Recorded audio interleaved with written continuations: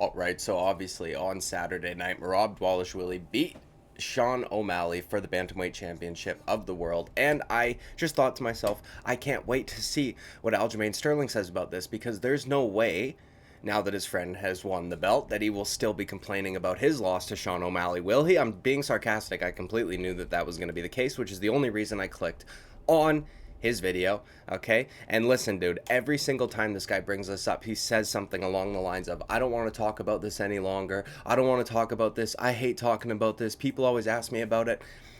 And then he proceeds to, in this video, talk about it for 20 minutes. Unprompted, by the way. He's the only person on camera. There's nobody interviewing him. He went on, all on his own, to complain about his loss to Sean Omalley, all the circumstances surrounding it, and all the rest of it for over 20 minutes. Even some of the stuff with Merab and his fight with Omalley, Aljamain Sterling is here complaining about, so we're going to get into it. I do have it sped up to 1.5 times speed because, you know, like I said, he goes on for 20 minutes, okay? So I'm not going to play the full 20 minutes, but I just want to speed things up a little bit, okay? We won't go egregious with it. I won't 2 times speed it, but we will be here all day if that's not the case. So let's get right into it, dude, because this is around the mark where he gets into it, okay? 6 minutes into his 37-minute long video.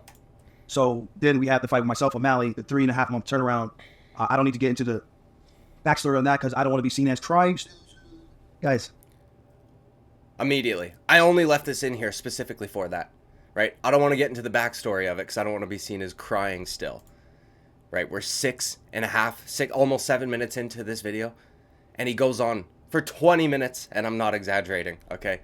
20 minutes. We are going to skip ahead, though, because, listen, there's a whole bunch of yapping and whatnot in between, so we'll just skip some of that. We're jumping ahead about a minute here. Let's go. Or know that you have to come in there and do. So with that said, last time I would like to speak about this. Last time for real this time. How long do you think this last time will last? Because I swear to God, he has said this in the last 10 times he has addressed this entire situation. This guy is the saltiest person. This guy he needs to take lessons from Jamal Hill on how to be less salty, okay? And that's saying something. I was pissed when O'Malley started gloating about the win as if they didn't stack the deck in favor of him fighting Pyotr in Abu Dhabi when I fought TJ Dillashaw, and then allowing him to sit to prepare for me within 11 months while I had to turn around and cut the weight again. The mental roller coaster of fighting, thinking I'm getting a break, and then you get an adrenaline dump, and then you have to get all the way back up again and be excited to fight 5 rounds again and cut 35 pounds. If you guys think that's fair, I mean, maybe you've never fought, maybe you've never competed. You don't know what that feels like. It's not like wrestling where you know what you're expecting to do in a wrestling season. For this, I'm expecting I'm going to get some time to actually recover my injuries so that I can get a proper training camp and get ready for Sean. Did not. Okay, now there's a couple things here. Now, first, he starts it off by saying he doesn't like the way that Sean Omalley and his team gloated over or about their win over Aljamain Sterling. Now, I would just want to point out that Aljamain Sterling really only cares when people gloat when it has nothing to do with him or his team, okay? Right? Chris Weidman can gloat about getting a 3-punch eye poke combination off on Bruno Silva and getting a TKO victory. Aljamain Sterling doesn't seem to be bothered about that, but if Sean Omalley legitimately beats you, okay, in a fight, then he can't gloat about it, and, you know, it leaves a bad taste in your mouth because you got 3.5 months to prepare. Also, this is an analogy that I like to use, and I know that it's not perfect. Nothing ever will be, okay? But when you are the champion, dude, you don't really get to pick and choose and dates and who you fight and all this stuff. Imagine if you were like the king of a village or some shit, okay? And these dudes were knocking at your gates with a big fucking army. And here Aljamain Sterling, the king, is saying, you know, well, listen, dude, we just got in a fight a few months ago. I still need to heal my injuries, and, you know, I was hoping I could go away on vacation, and our provision stock necessarily, you know, it's not necessarily as full as I would like it to be, so, you know, I don't really want to deal with those guys right now. Like, that's not how shit works, my guy. You've got contenders lined up for you, right? You've got contenders lined up for you. And it's funny that he always brings up the Marlon Chito Vera defense from Sean Omalley, because it's not like Aljamain Sterling's were all that much better, okay? They were essentially storyline title defenses as well, but either way, we will continue. Not happen. And that's my only thing. I didn't like the gloating about it, and I thought it was distasteful for his team to be doing that. And of course, they were being very cocky and arrogant about it. I know Sean does a lot of it for the jokes, the LOLs with the Z, you know, the LOLs that he likes to put. So with that said, when Merab finally got his shake, them giving him Henry Cejudo to get some type of way to have him. Okay, and then he goes on to complain about the fact that Merab had to fight Henry Cejudo for a little bit, so I'm going to skip ahead because this is what I'm talking about. There's a lot of yapping on behalf of Aljamain Sterling here, okay? We're going to get back to it right now. Himself. This is what a fair fight looks like. Instead of O'Malley fighting Merab when he was supposed to, the UFC gave him a layup of a title defense in Chito Vera. Now, Chito's tough, but he wasn't ranked top 5. On the screen, it will say he was top 5, but he didn't fight nobody to move him to top 5. The UFC just did that and moved him to the top 5 when he was ranked 6. Now, 6 is not that far from 5. Yes, I get that. But Merab was available. Instead of them giving him the next best guy, they did it for the storyline and said, hey, we're going to do the storyline thing because this is an easier win. Skill-wise, we know you're the better athlete. We know you're faster. You should be able to get a nice highlight, make some money. Company makes money. From a business perspective, guys, I get it. I can't knock it. I'm not mad at that. I just don't like, again, the gloating about it, making it seem like this guy was going to have this sugar era. And again, fighting anything can happen. Okay, listen, dude.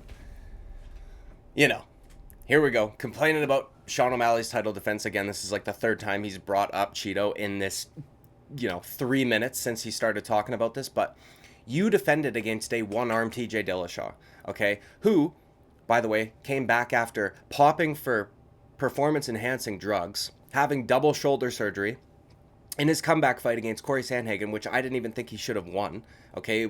He barely skated by in that one, and I thought that Corey actually did enough via damage to win more rounds than TJ Dillashaw, which is why TJ Dillashaw then had to go and get knee surgery after that fight, okay? And then Aljo got to fight him, right?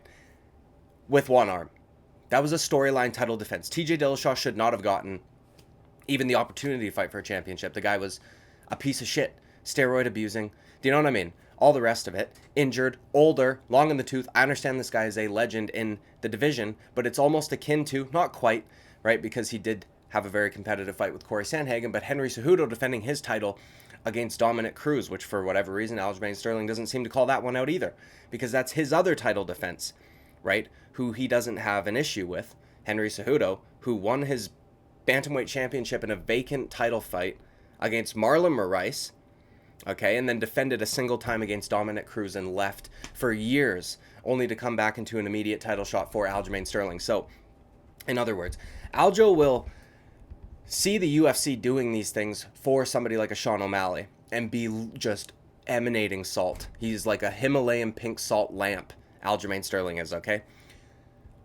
But he doesn't acknowledge, or he's unable to recognize, that they did this shit for him as well. Okay, they were trying to build your star as well, because they got handed a champion that won off of a DQ because you acted, and I really wish he would acknowledge this. He still pretends like he was legitimately hurt, even though we watched him get starched by Marlon Moraes, only to get up, quicker than he did against Petr Yan, okay? The UFC got dealt a bad hand, and they tried to make the best of it. So they gave you guys like a TJ Dillashaw, like a Henry Cejudo, hoping that you would at the very least put on exciting performances. Maybe they could build your star off of those names, or plan B, or even maybe it was plan A, but if those guys win, then we have, a good storyline there as well. So I don't he's unable to recognize when this shit happens to him. And I understand, again, these are not perfect analogies. This is not a perfect one-to-one, right? Henry and TJ were both champs. As I pointed out, Henry won the belt fighting Marlon Moraes. He didn't take the belt off anybody. He defended against an old, off-the-couch Dominic Cruz on short notice, right? TJ Dillashaw popped for PEO, got stripped after getting finished by Henry Cejudo at flyweight, okay? Comes back, barely beats Sandhagen. 3-4 surgeries later, fights Aljamain Sterling with one arm, okay? But of course, Marlon Chito Vera and that title defense of Sean O'Malley is the real issue here, guys. And you know what, dude? I just want to throw this out there because this is what Aljo and Merab fans will be saying in my comment section. I'm not a fan of Sean O'Malley. Do I prefer his fight style to guys like this? Absolutely. But I am not a fan of Sean O'Malley. I think he has almost no personality whatsoever. I think the face tattoos are out of control, okay? And the colored hair is also just gimmicky to make up for the lack of personality. But we got to acknowledge that the UFC did not only do shit like this for Sean O'Malley, okay? That's it. It's so frustrating. But either way, dude, we're going to jump ahead to 12 minutes on the clock. Now, I left this in here for a very specific reason, which we'll get to in a couple minutes, but we'll let it play. Initially, to me, that was my championship fight, and we saw what happened with that. Now, by the way, right now, I left out a little bit because, like I said, there's a lot to play through here, but he's complaining about him and Sandhagen not being for a title fight. Like, every single thing about this guy's career, he is upset about. I don't understand it, bro. You are so much more fortunate than you let on.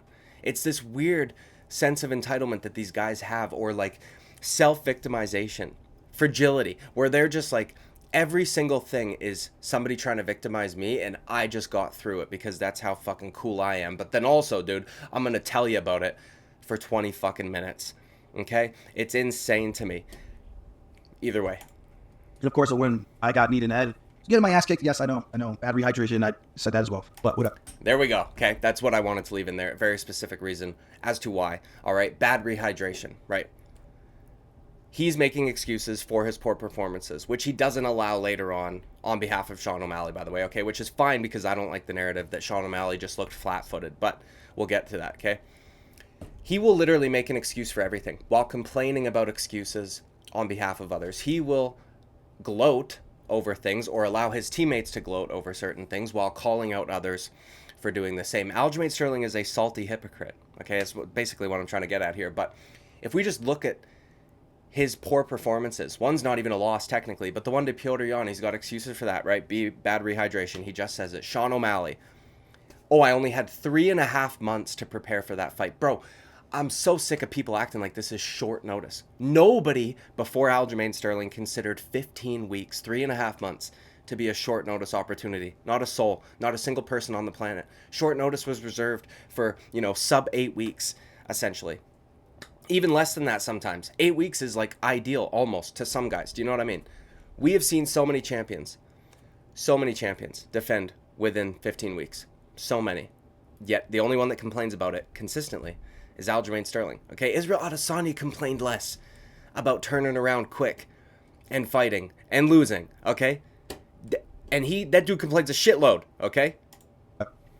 I know these are excuses, but they're also the facts. So I just try to be fair and look at so as long as the excuses have a bit of truth to them, they're perfectly fine. Sorry, I pause Andy in it a little bit. We'll continue. Circumstances. And again, those guys, I don't fault Petr Yan, I don't fault Jose Aldo, I don't fault Sean O'Malley. When you're given an opportunity from the UFC, you take it, because you never know when it's going to come around again. And I don't blame these guys for trying to make money and change their lives with the family. Now, Marab finally got his fair shake. He got a fair fight. Although O'Malley probably knew about the Spears fight before Marab. He can't help himself.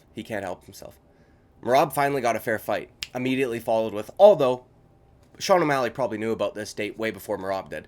You've got no fucking idea if that's the case. You've got no clue. Can't you just let it be? Like, why does it have to be? Why does it have to be that you guys were done dirty every single fucking time? Every single time. How could you not just come on here after your boy won the championship fight in a fairly, one-sided affair, and still be salty for 20 minutes straight, and still trying to be making excuses on behalf of your guy that won, dude? Merab doesn't need these excuses. He doesn't.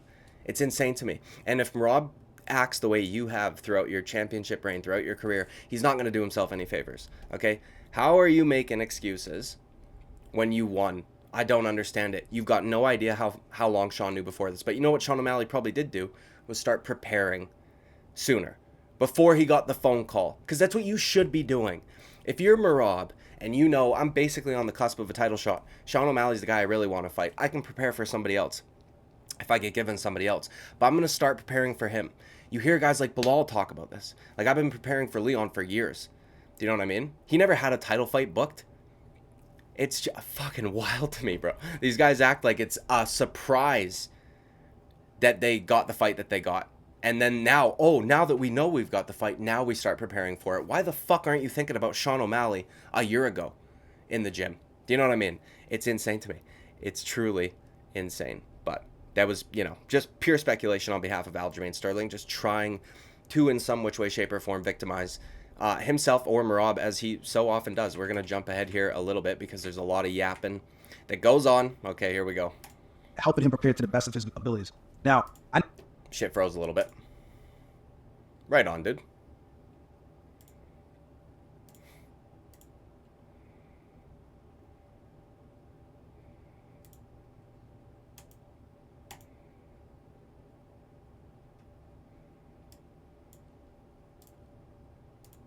And helping him prepare to the best of his abilities.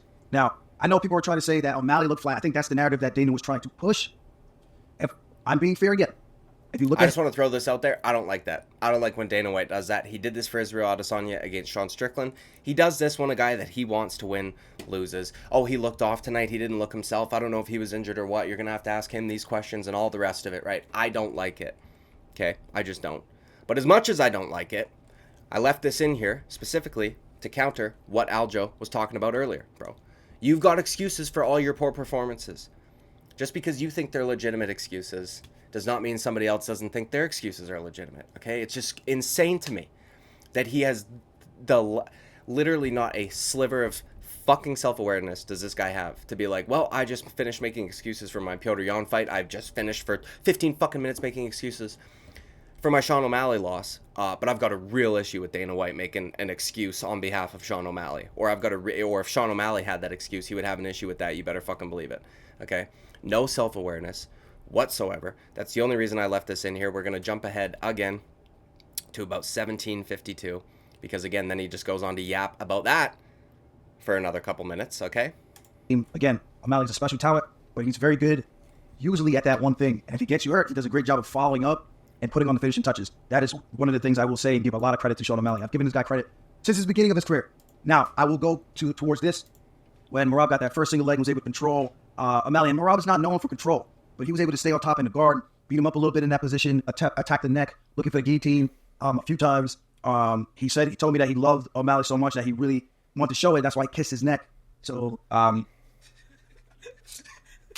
yeah, that was so funny. I was like, he's kissing his neck. This is hilarious. He grabs Jan's ass, clutches his cheeks. He sticks his tongue out. I don't know what he did to Henry. He might have grabbed his cheeks too.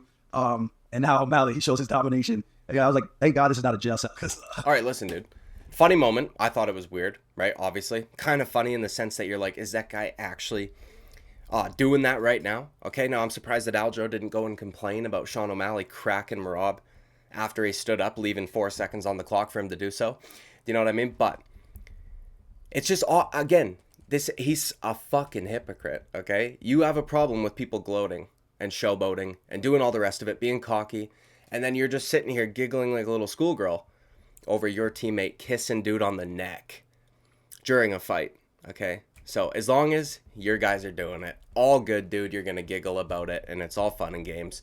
If Sean O'Malley was to do something like that, you probably would have fucking went over the rules with a fine-tooth comb to try and find something that says you can't do that, or to interpret something that says you can't do that, because it's just insane to me, dude.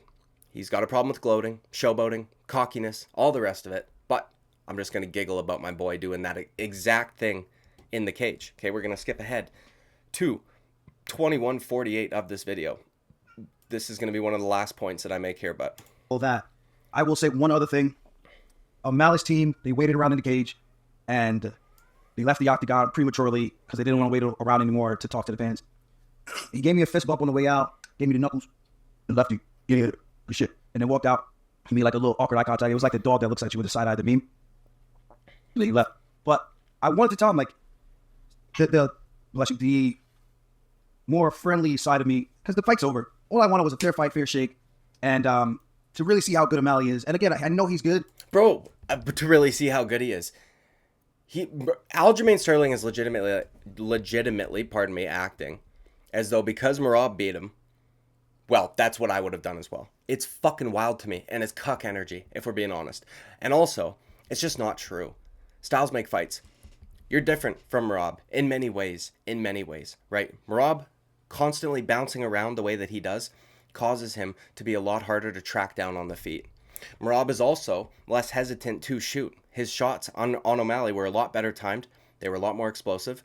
There's a lot of things that Merab does differently from Aljamain Sterling, okay? Now, maybe we could argue that if Aljamain Sterling got Sean O'Malley in the same positions that Merab did, maybe he would have fished for a submission. But you know what? Maybe he wouldn't have, dude, because we saw what he did against Petr Yan in the second fight, which I don't even think that he won. Do you know what I mean? Aljo acts like if he gets on top of you, it's over. And it's just odd to me. Merab did this. You didn't do it, okay? Dude, your fight went a hell of a lot different. And it's not because of the 3.5 months of preparation. Okay? It's very odd to me that he's acting like it's just it's set in stone now. He would have destroyed O'Malley had he had, what, an extra 4 weeks? An extra 2 weeks to make it a 4-month? Would it have not been short notice at 4 months of preparation, Aljo. I'm like, are you kidding me here? This is insane to me. Either way. But when you stack the deck in your favor, the Cheeto fight, again, Cheeto was good, but we can all admit that Cheeto was not deserving to be the guy in there. I think you know what? I'm curious. If we control F and look for Cheeto. Oh, we would have to open the transcript first. We would have to open the transcript. You know what, dude? Let's do that. It's insane to me. Control F. Cheeto. Oh, it won't even spell it. Fuck. All right, never mind. Either way, dude. Let's continue. Fair to say that. Whether or not you want to say he deserves to earn his loss back. Well, what the fuck are the rankings for? If he can just go fight all the people he lost to. Yeah, well, what the fuck are the rankings for if you just get to fight 2 dudes coming out of basically retirement instead of, not fighting the dudes that are ranked in your division? No self-awareness on behalf of Aljamain Sterling. Literally zero. Literally zero. Instead, it doesn't make any sense. But I want to tell O'Malley, brother, stay in the cage, talk to your fans.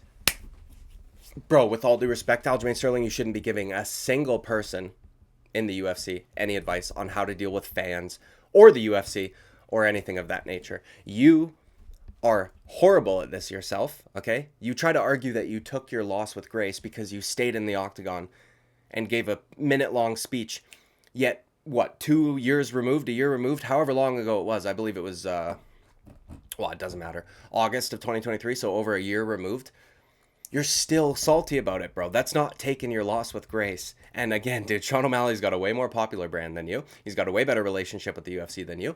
You should be giving nobody, including Merab, advice on how to deal with any of this shit, bro, because your title reign was filled with antagonism towards and against the UFC, right? And the fans absolutely fucking hating you. Okay? So it's just crazy to me that he lacks, again, perfect example of no self-awareness. You have, you get booed almost everywhere you go. At the very least, when you were champ, you did. Nobody liked you. Okay? You've got a horrible relationship with the UFC, or maybe it's a little bit better now, but issues, okay? Lots of issues. And then you think you're in any position to be like, man, you really should have done this for the fans and for the...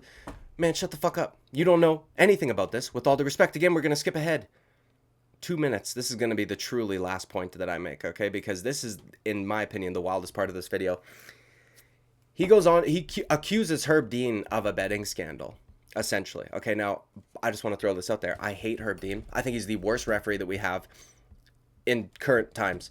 And I'm sick of people like Joe Rogan talking about how he's the gold standard and this and that and this and that. I did a video about a year ago saying that Herb Dean is the worst referee in the sport and he needs to be, put out to rest, or I don't know how to, he can get let go. He can be forced into an early retirement. They can fire him. I don't care. He needs to go. He's not kept up with the standards that he should. He doesn't know the rules. Him screaming at Tim Welch like he did I can't find a single rule on that, especially in the Nevada State Athletic Commission's MMA rules, right? I find maybe interference from a corner, but I mean, that's a pretty broad rule. I don't know that you can specifically say you can't, call things out. But either way, dude, Herb Dean, in my opinion, is a horrible referee. Like, severely incompetent, right? Slow at processing information. So he'll see something happen and there's a delay. It's like a 3-second delay, lagging before he reacts to it. I don't think he's betting on fights. Okay, this is an insane take, dude, but either way. And I think we can all agree that was not a 48-47 fight. This is something else, dude. Who gives a fuck? Honestly, who gives a fuck, dude? You could honestly, people are going to call me crazy for this. You could legitimately argue rounds 3 and 5 for Sean Omalley on damage, right? He cut Merab in round 3 and hurt him to the body badly in round 5. Okay? This is not an inside. I saw Kamaru Usman literally act as though, he said that it was 48-47. He goes, I thought it would have been unanimous. Motherfucker, what does unanimous mean? All 3 judges scored that fight for Merab Dvalishvili. That's not a split decision just because they gave 2 rounds to Sean Omalley. Okay? Also, your boy won. Like, get the fuck over it, dude. Okay? Who cares what the scorecard said, right? O'Malley might have gotten the 5th round, if that. Whatever. So that was a little frustrating. I was like, the fix is in. Rob is fighting the judges.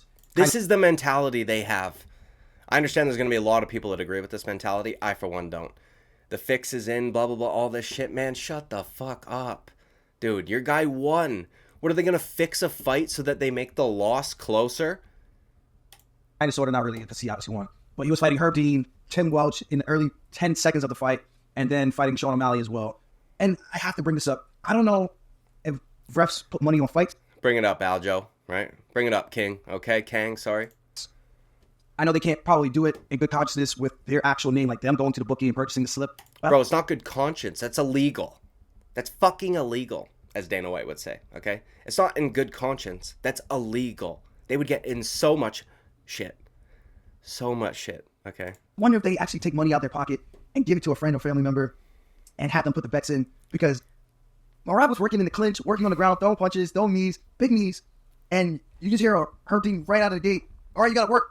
You got to do something. Now, what Aljamain Sterling conveniently left out in this, segment here is that in round 5, when they were on the feet, and Sean O'Malley's tracking down Merab, and Merab's, laterally moving up against the cage, he was also clapping and yelling at Sean to work. Not when they were grappling, not when they were in the clinch. When Sean O'Malley was at range trying to track down Merab, Herb Dean was clapping and telling him, you got to work. And it had been less than a minute since the round had started. Okay, so Herb was not only doing that to Merab, he did it to Sean on the feet as well. Not to mention, I don't know if Aljo just doesn't watch fights or what the fuck. Herb Dean does this shit all the time. He has a quick trigger to move dudes from grappling situations in which there's not a lot going on. In fact, John Anik's gotten frustrated with it countless times on commentary. And John Anik always makes sure to acknowledge refs that do let it go. Herb Dean's got a quick trigger. He shouldn't be a ref. He's very incompetent. I don't even think Herb Dean has the mental capacity to fix a fight, if I'm being honest, okay? But Aljo thinks that he's betting on shit and then, rigging the fights in that way. Something with the position. I'm just like, yo, bro, what else do you want him to do? O'Malley's actually doing a good job defending. Like, what do you want him to do right here? He's not going to let him go in and start teeing off like he's in a bar fight. Like, he's got to advance position, beat him up, let him do what he needs to do, cook him. And, yeah, it was a weird one for me when he constantly kept interjecting. Now, in the beginning of the fight with that whole thing, Tim Welch, right out of the gate, was talking shit to Merab. And when I say talking shit, just chirping at him, saying whatever he was saying. Because they took that whole thing, Aljo, you got to go. Even though I did not hear it. Did not hear it at all. And they took that. I don't get it, bro. You know what, dude? Aljo is the kind of guy that wants to have his cake and eat it too.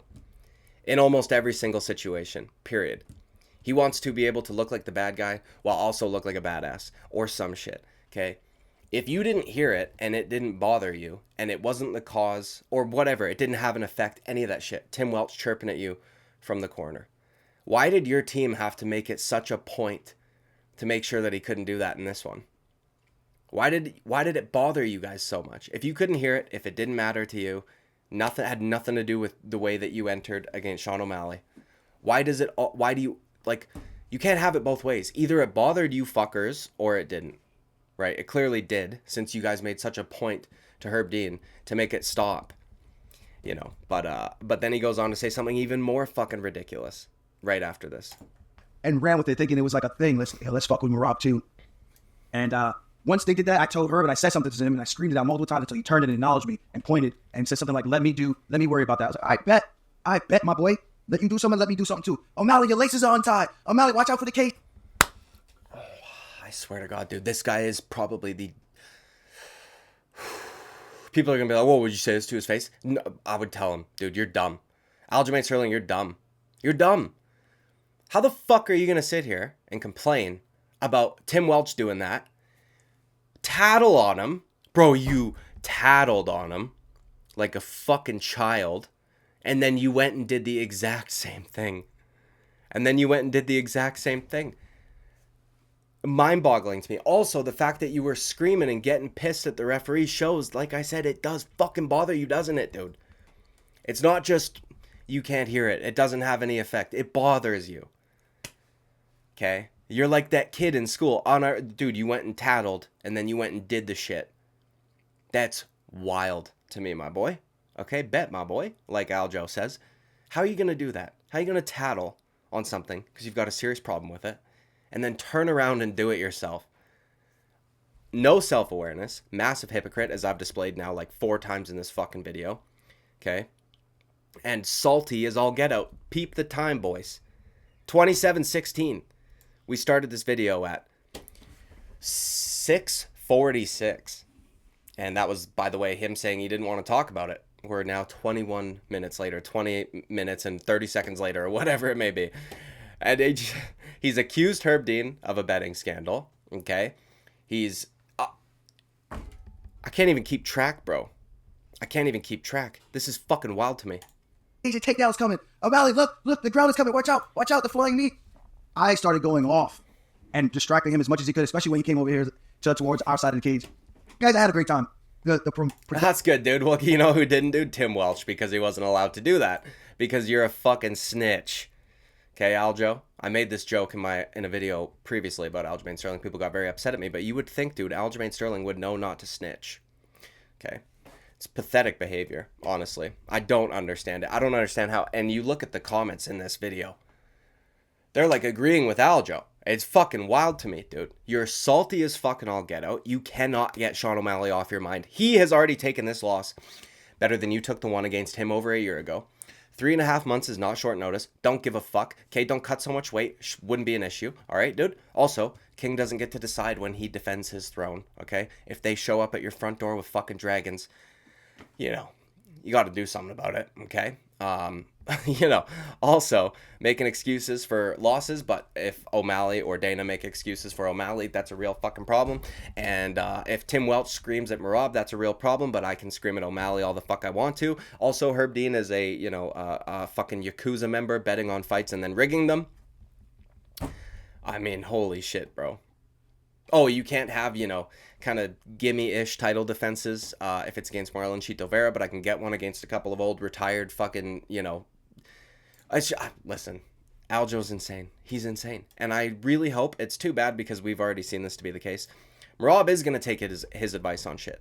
It's unfortunate because he shouldn't. This is the last person you should take advice on how to manage your career. Okay, yes, he became very successful. Yes, he got to the belt. He could have done so, in my opinion, with a lot less... tension. Do you know what I mean? With a lot less tension. But, you know, it is what it is. But again, we already see Merab being like, well, I'm not fighting that guy. I'm not fighting that guy. You know, shit like this. Shit like we would see from fucking Aljamain Sterling. Okay, dude? Anyways, like and subscribe. Greatly appreciate it. See you in the next video. Bye-bye.